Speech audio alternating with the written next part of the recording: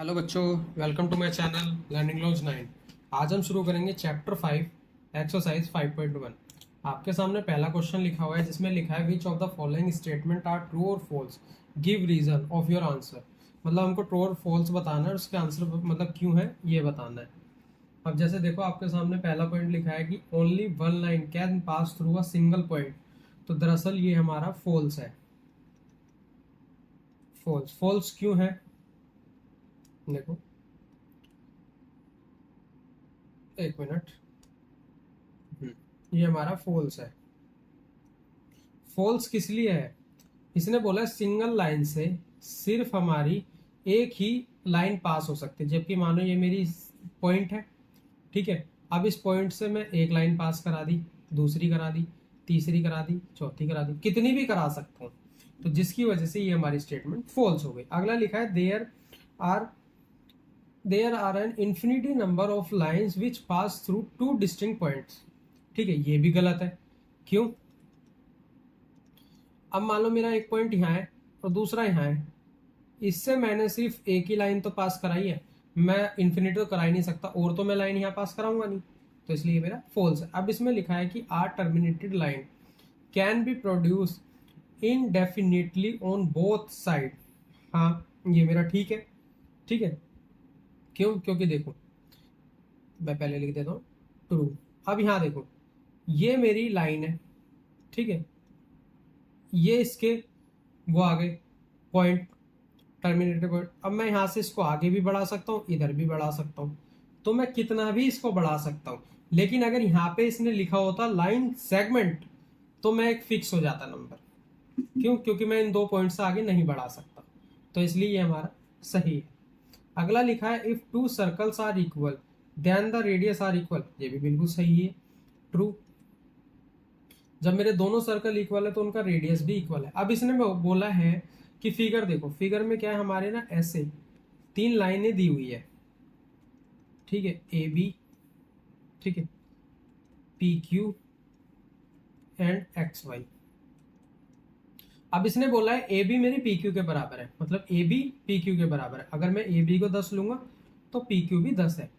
ठीक है, and P Q X Y के बराबर है। अगर पी क्यू 10 है तो मेरी एक्स वाई भी 10 है, तो then A B is equal to X Y. अब आप देखो सारी लाइनें इक्वल है, तो बिल्कुल सही है कि मेरी जो ए बी है वो इक्वल टू एक्स वाई है। बिल्कुल है, ये इसके बराबर, ये इसके बराबर, ये इसके बराबर, तीनों आपस में बराबर है, किसी को किसी के इक्वल रख लो, कोई भी प्रॉब्लम नहीं है। अब करते हैं हम इसका क्वेश्चन नंबर 2। वो है हमारा डेफिनेशन वाला पार्ट। इसके अंदर बोला है कि डेफिनेशन देनी है and what they how might you define them, कि हम इसको कैसे डिफाइन कर सकते हैं। अब इसको आप अपनी लैंग्वेज में भी लिख सकते हैं या कैसे भी लिख सकते हैं। ठीक है, चलो मैं फिर भी बता देता हूँ। सबसे पहले हम लिखेंगे पैरेलल लाइन का,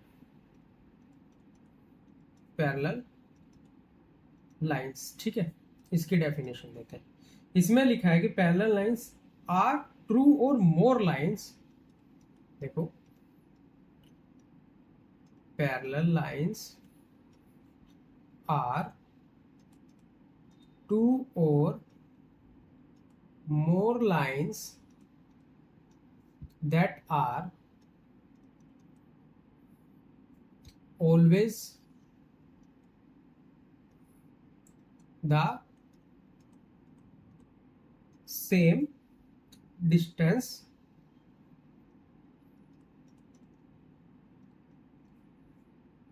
apart and never intersect।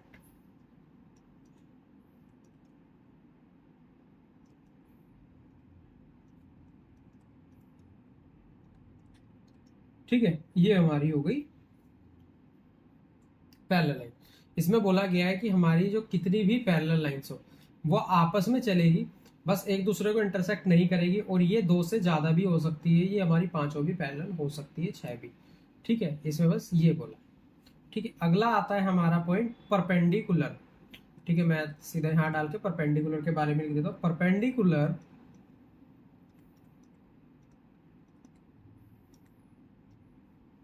Line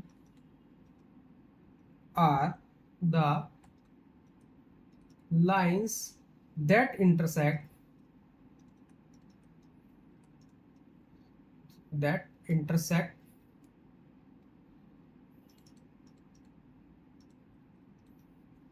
at the right angle,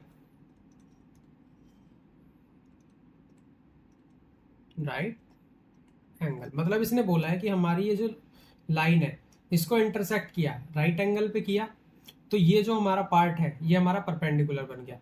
ठीक है, अगर मैं इसको बेस मानूंगा तो हमारा नीचे वाला भी क्या बन गया, ये भी हमारा परपेंडिकुलर हो गया। ठीक है, तो ये हमारी परपेंडिकुलर बनती है। और परपेंडिकुलर का सिंबल क्या होता है, परपेंडिकुलर का सिंबल होता है ये। ठीक है, अब हम करते हैं अगला लाइन सेगमेंट। लाइन सेगमेंट किसे कहते हैं, लाइन सेगमेंट होता है a line segment is a piece or part of a line, ठीक है, having two end points। मैं सिंपल भाषा में बस आपको समझा रहा हूं, आप अच्छे से इसको एक्सप्लेन करना। ठीक है, इसमें बोला गया लाइन सेगमेंट क्या होता है, देखो ये मेरा एक लाइन है, अब मुझे इसमें से सिर्फ इतना पार्ट चाहिए, तो जब मैं इतना पार्ट लूंगा ए बी, अगर मैं इसको नाम दे दूं, ठीक है, और ये मेरे एंड पॉइंट हो गए, मतलब ये मेरा ए हो गया, ये मेरा बी हो गया, इसमें से इतना पार्ट मैंने ले लिया। ठीक है, और ये दोनों मैंने फिक्स कर दिए, अब ये मेरी लाइन सेगमेंट हो गई, ना मैं इसको इधर बढ़ा सकता ना इधर बढ़ा सकता, बस मेरा इतना ही पार्ट रहेगा, उसी को हम लाइन सेगमेंट बोलते हैं। अगला है हमारा रेडियस ऑफ सर्कल। ठीक है, तो अगला करते हैं हम fourth point. Radius of circle is a distance from of circle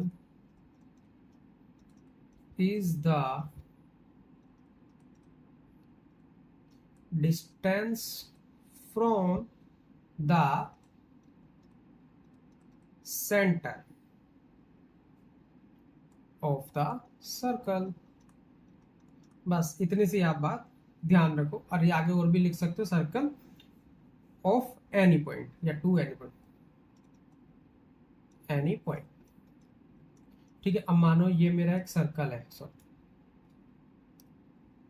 ये मैंने एक सर्कल बनाया, ठीक है, यहाँ मेरा एक पॉइंट है, यहाँ से मैं कहीं पे भी लाइन ले लूँ, ठीक है, कितना भी दूर ले सकता हूँ, ये सारा हमारा बराबर है, और यही डिस्टेंस सर्कल से कितना भी ले लो, यही हमारी रेडियस होती है। ठीक है, अब हम करते हैं इसका फिफ्थ पार्ट। फिफ्थ पार्ट क्या है, स्क्वायर। स्क्वायर तो बहुत आसान है, square is a regular quadrilateral. ठीक है, square is a regular quadrilateral which has all the sides are equal and all the four